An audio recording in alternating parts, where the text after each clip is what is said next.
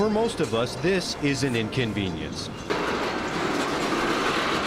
Sitting at a rail crossing, waiting for a seemingly endless line of tank cars to pass. We don't even think anything about them. Tuscola's Marjorie Harmon lives right across from the railroad tracks running through town.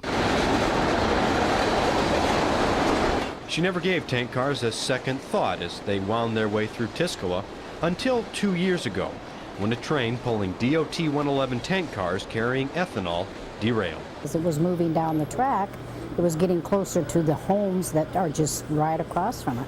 You could look east and see the fire and hear the roar from the tank car burning. Wilbur Giltner says someone banged on his door around 2 that morning, warning him about what happened. He stayed put until one of the tank cars blew up. Just one big boom made all the windows vibrate. But, and it got your attention. The fire lasted nearly 10 hours. 10 tank cars derailed that night. 9 leaked their ethanol, causing the fire. 3 of them exploded. All were DOT 111s. Thought that plate glass window was going to blow out. The National Transportation Safety Board investigated. It said a broken rail caused the accident. Making it worse were the DOT 111's performances. 7 of the 9 cars suffered punctures and tears to their tanks, damage consistent with other accidents over the years. In fact, back in 1991, the NTSB released a study of DOT 111s, concluding these tank cars had thinner outer shells and were more prone to puncture damage than other tank cars, a finding it repeated in 5 other accidents before Tuscola. DOT 111s make up the bulk of the tank car fleet. The Association of American Railroads says 228,000 of them are out on the rails. 92,000 carry hazardous chemicals like ethanol and crude oil.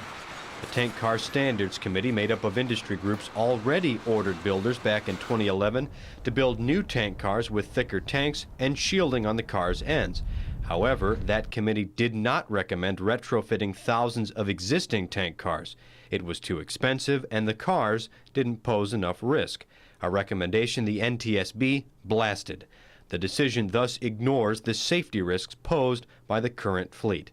Shippers often ship an entire train of ethanol or crude together.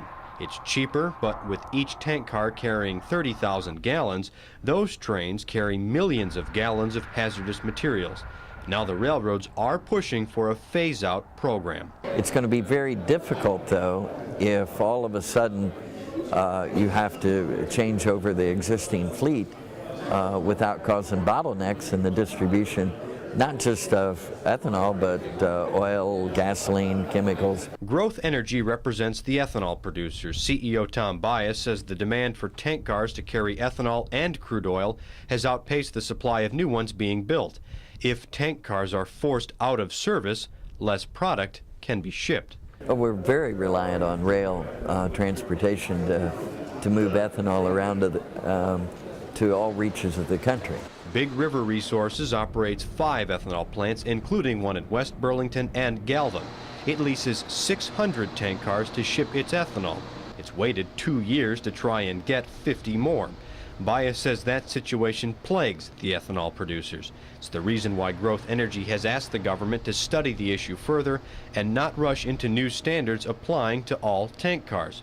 It points out that there were only 11 notable derailments, like Tuscola's, between 2006 and 2012, when 1.25 million loads were shipped by tank car. Encourage DOT to take a more cautious long-term strategy on moving this forward. While the debate simmers, the tank cars keep rolling down the tracks. Even in Tuscola, residents have grown accustomed to the trains again. We had a sense of fear the very first few that came through.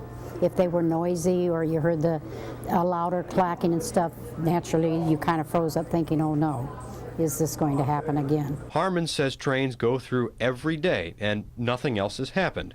Whether or not the tank cars passing through should be updated is a question many don't have an answer for.